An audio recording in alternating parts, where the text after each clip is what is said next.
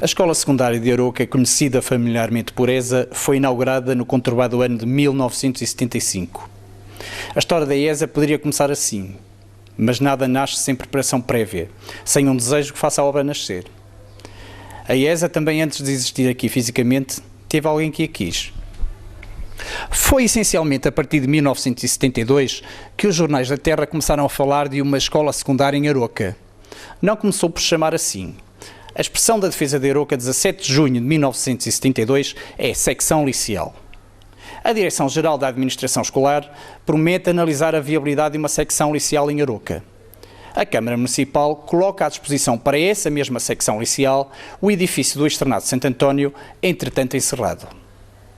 Cerca de uma semana depois, a defesa de Aroca saúda a decisão do Ministro da Educação Nacional. Aroca vai ter mesmo uma secção liceal. Em julho, a primeira página da defesa de Aroca fazia este pedido quase pungente. Deem-nos um liceu.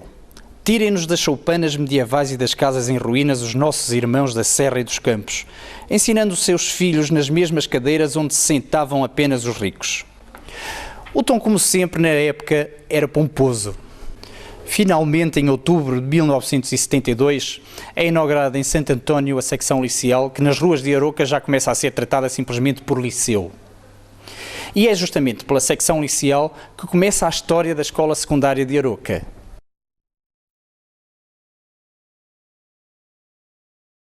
Em Santo António, a 9 de outubro de 1972, é inaugurada então a secção liceal, que nas ruas de Aroca já começa a ser tratada simplesmente por liceu. Mas embora Aroca já tivesse o seu liceu, as condições então existentes eram muito fracas, como relembra a doutora Odete Esteves, presidente do primeiro Conselho Diretivo da ESA. Espaço, não havia quase, não era? Eram uns barracões cá fora, umas salitas lá dentro, uma sala de professores do Conselho Diretivo, que era uma coisa miserável, não é? A Dona Madalena é o que podemos considerar uma pessoa feliz. Cozinhar foi sempre a sua paixão, mesmo nos tempos do liceu em Santo António, quando a sua cozinha era uma sala de trabalhos oficinais existente numa cave. E gostava daquilo que fazia na altura? Eu sempre gostei da cozinha. Eu devo, se calhar, ter nascido dentro de algum tacho. Como é que eram aqueles tempos na cozinha? Equipamento, como é que a cozinha estava equipada? Nós trabalhávamos numa sala de trabalhos, naquela altura era trabalhos oficinais. A sala era grande e tinha uma parte onde os miúdos estavam a trabalhar com madeiras e assim, tinha assim um reposteirozinho a fazer uma divisão e nós trabalhávamos do outro lado, que era um fogão, nem tinha fornalha nem nada, mas fazíamos lá coisas muito boas. E a comida vinha preparadinha, os frangos? Os frangos não, os frangos vinham vivos. Vinha lá, já não sei quem era, não sei se era uma senhora de Santa Marinha, agora já não me recordo bem, já foi há tantos anos. Sei que os frangos que vinham todos vivos, que eram frangos do campo. E então nós matávamos-os lá, que tinha assim um campo assim da parte de trás, onde fazíamos de cantina. E nós matávamos, e então escalavam umas meninas para nos vir ajudar a depenar os frangos. Nesse dia era um arroz de cabidela. A escola não possuía pavilhão nem campo de jogos para a prática da educação física. Além disso, alguns pais não viam com bons olhos a participação das suas filhas nessa disciplina. Um campito, tinha lá umas balizas de basquete e tal, porque aqui não havia condições. Para a minha disciplina, sobretudo, não havia, e sobretudo para as raparigas. Primeiro, porque havia ainda um certo complexo dos pais, de porem as miúdas com equipamentos. Os rapazes, esses, mais libertos, mas para as raparigas era um bocado... Sentia-se ainda a mentalidade do Sim. As pessoas, notava-se que havia, por parte dos pais, uma certa reação. A minha filha vai agora andar para lá de calções ou disto, quer dizer, havia mas depois tudo entrou nos eixos. Com o número de alunos sempre a aumentar, o edifício do liceu esgotou a sua capacidade e foi necessário utilizar o prédio do ciclo preparatório no lugar da malhadora em Santa Eulália. E se em Santo António as condições eram fracas, lá também não eram melhores. Eram horríveis, eram impróprias para consumo. Nós, inclusivamente, as portas das salas de aulas onde nós dávamos aulas não tinham fechaduras, não tinham dobradiças. Eu recordo-me de, chegávamos lá, os alunos entravam e pegava-se na porta que estava assim ao lado, levantava-se e punha-se a porta para tapar aquele buraco. E depois, quando terminava a aula, pegávamos na porta, levantávamos a porta, punhamos a porta outra vez, arrumávamos a porta. E às vezes estávamos em autênticas catacumbas, em que os alunos, nós para entrar, tínhamos de nos curvar para conseguirmos passar. Era urgente a construção de uma nova escola. Uma escola com capacidade para receber uma população estudantil cada vez em maior número e que possuísse as condições necessárias para um ensino de qualidade.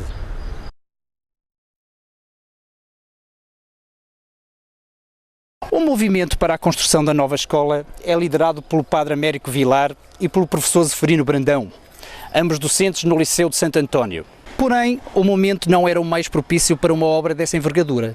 O 25 de Abril tinha ocorrido há poucos dias e as instituições governamentais encontravam-se paralisadas à espera dos enrolados acontecimentos. Mesmo assim, decidiram avançar com o sonho da construção de uma nova escola. E eles disseram que sim, senhor, que estavam disponíveis para nos atender e marcou-se o dia. E eu disse, olha, nós não queríamos, nem o Padre Fernando nem eu queríamos faltar às aulas, e então escolhemos o dia 2 de maio, como era feriado. Fomos para Lisboa.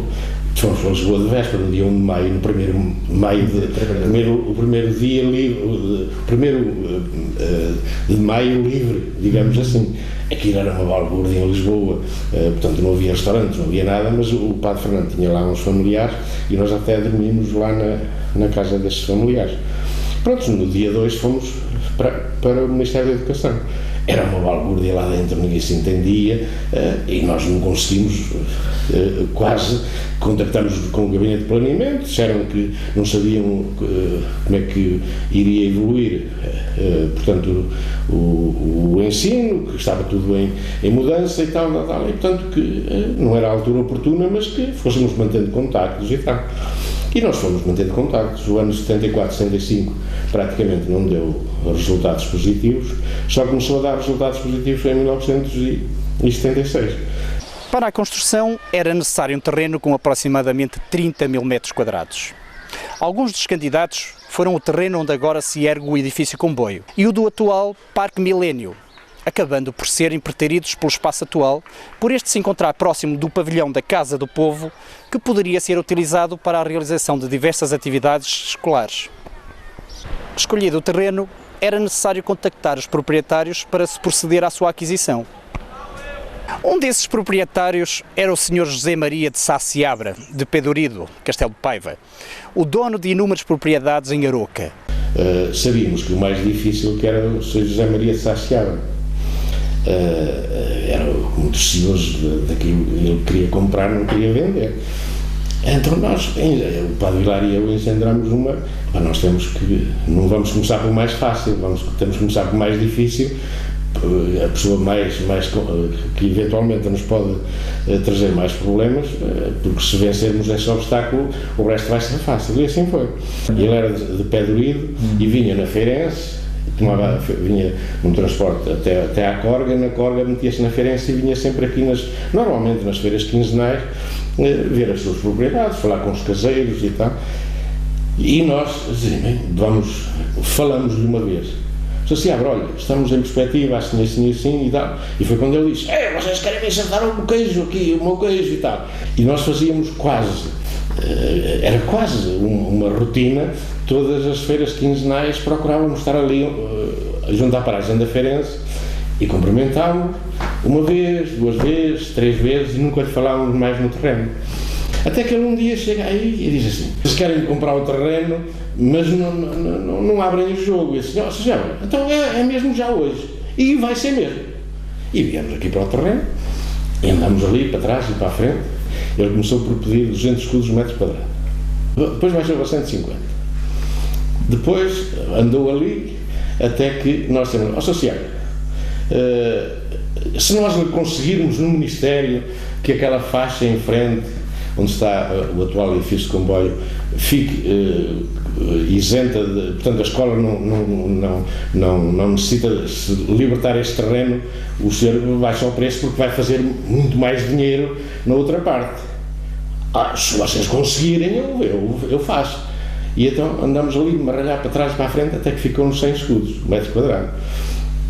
E até me lembro de uma expressão dele, disse assim, eu até poderia oferecer o terreno. E assim, isso é que era bem, nós até lhe punhamos lá uma estátua e tal. Mas ficou nos 100 escudos. Fomos fazer a escritura à Câmara e o Sr. Seabra não aceitou o cheque. Não, o cheque não queria cheques, queria notas. E então recebeu em notas, sei lá, 800 contos em notas, e depois embrulhou as notas num jornal e veio direitinho depositá-lo aqui na caixa, aqui embaixo. E veio com ele embrulhado no jornal para que ninguém adivinhasse que era dinheiro que ele trazia lá. Ultrapassada a questão da aquisição dos terrenos, eram agora os caseiros que impediam o arranque das obras. As pessoas que faziam aqui as terras argumentavam sempre, ou era porque agora tinha laranjas e tinham que apanhar as laranjas, depois era as cerejas e as peras e as maçãs, depois era as videiras, depois era as oliveiras, e por essa ordem de ideias nunca mais começávamos. E então o Padre Hilário, entre a altura, disse, olha, vamos convidar aí uma série de alunos, e vê-se aí na fotografia, uma série de alunos, para as picaretas, e vamos arrancar esteios e tudo, e assim foi. Nossa vontade foi tão grande para começar as obras que foi um autêntico grito do Ipiranga, que fomos nós, o Zeferino e mais um outro, aqui a arrancar, a cortar as oliveiras, as videiras. Ao longo de todo o processo de construção da nova escola, a população arauquense foi mantida informada pelos artigos que o Padre Vilar e o professor Zeferino publicavam com regularidade no jornal regional A Defesa de Arouca. De facto, tudo feito com muito entusiasmo, muito empenhamento, dando ao povo a conhecer o andamento das coisas. Isso íamos dando, íamos a Lisboa, íamos ao Porto, e depois no jornal A Defesa de Arouca nós íamos dizendo, relatando, o povo de Arouca ia acompanhando o esforço que se ia fazendo para que a escola pudesse ser uma realidade. Por isso muitas pessoas não estão bem conscientes do trabalho, não é uma questão de enaltecer, ou seja lá o que for, mas quando nós amamos, nos apaixonamos por uma coisa, as coisas vão mesmo para a frente. Numa determinada altura, no Ministério da Educação, em Lisboa, nós chegávamos lá por vezes e não tínhamos audiências marcadas com ninguém, né? E íamos por aqui para baixo, para que efetivamente as coisas se resolvessem, nem marcávamos. Nós chegávamos lá, o que tínhamos era de comprar o porteiro. Nós dizíamos sempre assim, a pessoa mais difícil é sempre o porteiro. Desde que o porteiro nos deixa entrar, nós depois é tudo nosso. E chegámos a, com o pé, impedir que um diretor qualquer nos fechasse a porta. E dissemos-lhe mesmo, e o Zeferino, estás a ver e a ouvir o Zeferino com o vozeirão dele, o senhor não fecha a porta, o senhor atende-nos. Nós viemos de Lisboa, de Arouca para aqui para Lisboa, não é para esse causa, atende-nos e receberam-nos mesmo. Sim? E nós andávamos naquela sirigança de um lado para o outro. A construção da escola ficou a cargo da empresa Soares da Costa, e a elaboração do projeto foi o resultado de uma estrita colaboração com o gabinete de arquitetura da construtora. Então foi quando o gabinete de planeamento nos disse quem ia construir, que era a empresa Soares da Costa, e que, como nós não tínhamos rejeitado todas as soluções que nos tinham sido apresentado, que contactássemos com o gabinete de arquitetura. E pronto, fomos lá à Rua Jesus Diniz no Porto, tivemos uma reunião, conseguimos uma certa empatia com o arquiteto, ele veio aqui, gostou do terreno, uma boa exposição solar e tal, e nós dissemos, olha, o que nós queremos realmente é pouco movimento de terras, preservar a casa, as árvores o mais possível e tal, e faça aí uma implantação. E ele assim fez. Mas depois deram-nos liberdade de nós adaptarmos a escola, portanto, à realidade do terreno, e tivemos sorte realmente com este gabinete de arquitetura que leu bem ou interpretou bem as nossas ideias. Que o Ministério nos fornecesse um gabinete de arquitetura particular. Não foi o Estado, como era habitual, que fazia aqueles grandes monoblocos. Não, deixou-nos trabalhar e o projeto foi feito por um gabinete, portanto, do Porto. Portanto, tudo ia sendo feito com a nossa sugestão. E por isso, e o que é que levou a fazê-lo assim, com estes vários pavilhões? É que o liceu onde eu tinha estado a dar aulas, em Matosinhos, o liceu que era novo, tem exatamente a mesma estrutura, a mesma arquitetura. Isto é uma espécie de fotocópia do liceu de Matosinhos.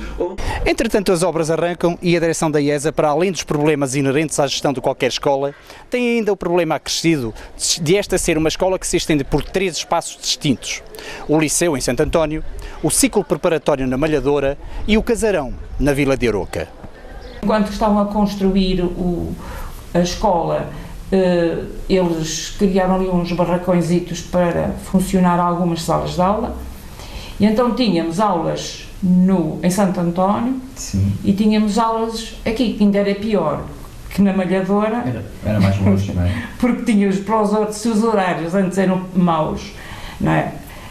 Quando estávamos na Malhadora, agora piorou, porque depois os funcionários também tínhamos que os dividir, não é?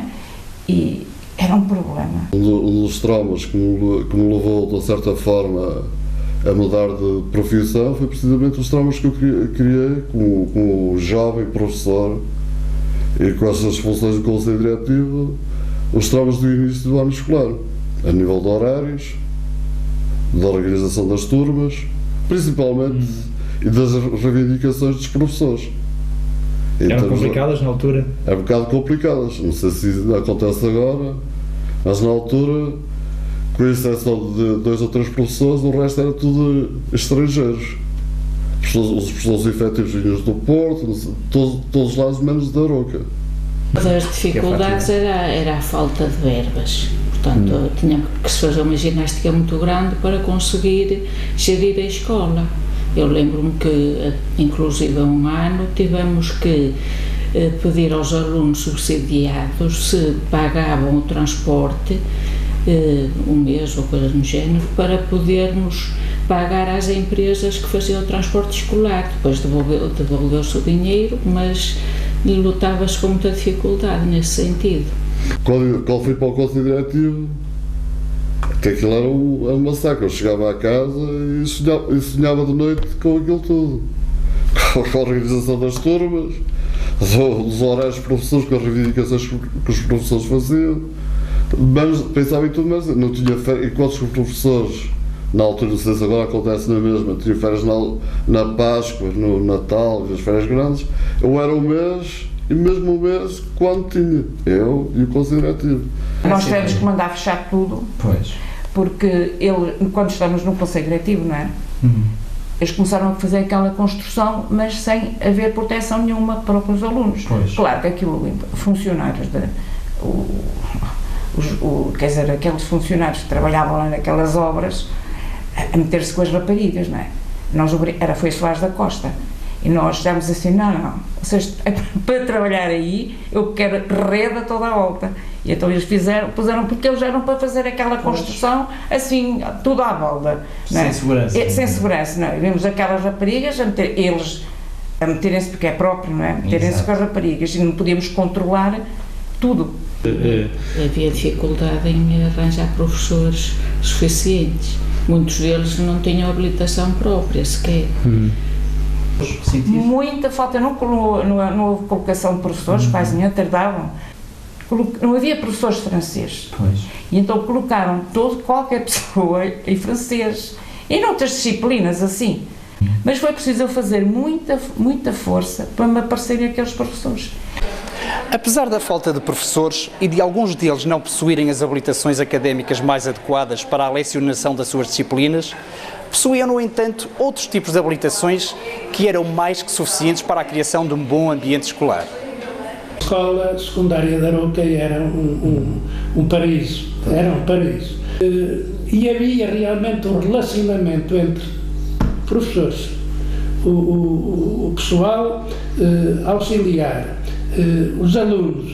Isto era quase uma família. Quando se faziam as festas no fim do ano, havia aí, enfim, toda a gente dançava, toda a gente se divertia. Entre o pessoal era bom, porque na altura havia aulas ao sábado, ao princípio aqui havia aulas ao sábado, e depois vinha metade um sábado, metade outro, e depois comíamos aqui no fim, fazia uma senhoria, até na altura era na meia, não estava na cantina, ia fazer cozer umas batatas, alguém vai comer aí umas febras e tal, no fim do sábado, de tarde, de todos. No princípio, os professores, quando no início do ano letivo, costumava-se fazer uma recepção aos professores. Os professores, sobretudo, tendo atenção àqueles que não conheciam Arouca e que vinham de fora. Mas organizava-se um passeio, corria-se parte do Conselho de Arouca, uns anos ia-se para o fundo do Conselho, ia-se ali pela Serra da Freita, por Alvarenga, mostrar aos colegas que vinham de fora, enfim, terem uma panorâmica do que era o Conselho, de onde vinham os alunos, porque tudo isso também tem o seu interesse. Não havia, como hoje, que se vão alguns, não é? E não vão todos, e vão alguns funcionários e não vão todos. E nós, a maior alegria era sentir que estavam todos em comunhão com a escola toda. Portanto, a escola era uma só. Olha, nós éramos uma família. Os professores, não sei, mas se calhar dia sim, dia não, ou noite sim, ou noite não, iam até à Senhora da Mó, juntávamos para jantar. Porquê? Porque o grosso eram poucos alunos, havia um sentido de família muito grande. E então, como é que era a reunião para dar as notas em termos de avaliação final? Era na Senhora da Mó. Depois de uma luta sardinhada, não sei o quê. Mas não era apenas a IESA que vivia momentos conturbados decorrentes da construção de uma nova escola. A sociedade passava também por uma fase de grande agitação, consequência do período pós-revolucionário. Logo a seguir ao 25 de Abril apareceu um grupo que veio de São João da Madeira. Eles instigaram lá os alunos para entrarem em greve. E eu vinha ali ao Café União e estavam lá os pais a dizer: olha, os vossos filhos parece que vão entrar em greve. E pá, eu vejo, foram por ali abaixo. Foi uma cena terrível, mas enfim. Claro que houve alguns problemas, daqueles problemas de greves, mas quando ainda estávamos lá embaixo, até que às vezes foram lá os pais de alguns para se impor e pôr aquilo tudo na linha, porque a mentalidade é totalmente diferente, não é? Fazer uma greve num liceu do Porto é totalmente diferente de fazê-lo aqui, não é? E eu ainda lembro que por vezes a própria escola avisava aos pais e os pais apareciam lá embaixo, por exemplo, ainda estávamos em Santo António, e aquilo entrava logo tudo, porque aquilo era feito, sabes como era antigamente, nas aldeias, não é? Com 2 puxões de orelhas, aquilo acabava e acalmava tudo. Antes do 25 de Abril, que eu estava em Gaia, aí aquela, não se ouvia um palavrão numa escola, não se ouvia um palavrão, não podia dizer um palavrão, aí que quisesse um palavrão. Depois deu subindo 5 de Abril, estava eu em cima da Madeira, aquilo foi uma cambalhota. Sentiu diferença? Sentiu na maneira de estar dos professores, dos funcionários, dos alunos? Muitos problemas. Infelizmente houve muitos problemas, que isto andava tudo ferros para lá. Eu sei franco, andava tudo ferros para lá. Se tinha notado diferença nos alunos do antes do 25 de Abril e depois do 25 de Abril? Mas de que maneira? Ficaram à solta, não é? Depois ficaram à solta, ficaram com a liberdade toda. Só que eles não sabiam utilizar a liberdade, não é? Pensavam que a liberdade que era libertinagem. 25 de Abril estávamos na escola, não é? Aquilo foi um alarido lá dentro, aquilo foi, sei lá, nem sei se foi festa, se foi... Andava tudo à deriva, não é? Porque a ouvir aquilo, pelo menos a mim, nunca me tinha passado pela coisa um golpe de Estado, não é? Se era um golpe de Estado, mesmo a própria vice-reitora, que na altura era, ficou apavorada. Havia aquela figura do receio de ir ao conselho diretivo ou à direção da escola? Claro, Deus me livre, não, que naquela maré, chovia. Foi não. Pois. E depois nós tínhamos um medo da vice-reitora, que não era brincadeira. Ir ao conselho diretivo, ou ao presidente, ou ao diretor, ou coisa do género, isso significava algo assim de muito sério, não era? Não se ia lá de ânimo leve. Finalmente a nova escola está concluída e a euforia era tal que a vontade de estrear as novas instalações superou a lembrança de se proceder a uma inauguração oficial. Nós éramos muito infantis, no fundo, porque nem fizemos sequer qualquer conselho diretivo, não é? Abre uma escola, faz logo uma inauguração, uma festa, não sei o quê. A nós nem nos passou pela cabeça, nem nunca me passou, mesmo passados muitos anos, não sei quando foi, não foi assim há muito tempo, que nos disseram assim, nem fizeste inauguração da escola. E eu disse, realmente... Nunca fizemos, mas é que eu não me lembrei e ninguém se lembrou, não é? Não havia aquela preocupação, estávamos eufóricos por termos aquilo ali assim e tal, mas não nos passou pela cabeça fazer uma inauguração. Nós quisemos inaugurá-la pelo povo entrar, foram os alunos, foi a dar aulas que nós inauguramos, que o Beto e a companhia, a malta que estava assim mais à frente, decidimos todos, vamos inaugurar, vamos agora estar à espera que venha cá um ministro, que venha cá isto. Não, quem inaugura somos nós e os alunos, nós é que somos a escola. E para terminar, Padre Vilar, alguma mensagem que queira deixar para agora, para quem o ouvir, para a escola de hoje, para os alunos, para os professores, no geral, alguma mensagem? Olha, a mensagem era um apelo a que a escola voltasse a ser, sobretudo, uma escola humana, humanizada, em que não se matasse o entusiasmo e o sonho dos professores com papéis e mais papéis. O professor hoje parece que vive embrulhado em papéis. Perdeu a liberdade, porque parece que está metido dentro de um saco. Está metido dentro de um saco, ali está o professor. E naqueles tempos não era nada disso. Havia alegria, havia comunicação, havia coisas fantásticas. E se a escola não voltar a ter esta vida, e esta vida em liberdade, em que cada um realiza os seus carismas, as suas paixões, de ser professor, porque nós, como professores, temos de estar apaixonados por esta causa. E os papéis não nos apaixonam, pelo menos a mim. Queria que a escola fosse, ou continuasse a ser um marco para a Arouca, tal qual como há 35 anos o foi, e agora, neste período de viragem, o que gostaria é que ela continuasse a ser uma referência para os jovens e para os professores que ali lecionam e para a comunidade. Creio que essa ligação à comunidade se tem acentuado muito porque a escola secundária de Arouca se tem afirmado pelos múltiplos projetos de alta qualidade que tem apresentado, e ao ligar-se à comunidade é evidente que nessa ligação os cursos de natureza profissional também têm ajudado um bocadinho, mas muito em particular aos programas de investigação que a escola tem desenvolvido, a apresentação pública que ela procura fazer sempre para a comunidade, coisa que no meu tempo não me recordo disso, não me recordo dessas apresentações públicas, da palavra que se dava aos alunos na apresentação dos seus projetos, Eu hoje sinto que a escola tem uma maior ligação à comunidade. E chegamos ao fim da nossa história. A ESA que conhecemos hoje vai deixar de existir.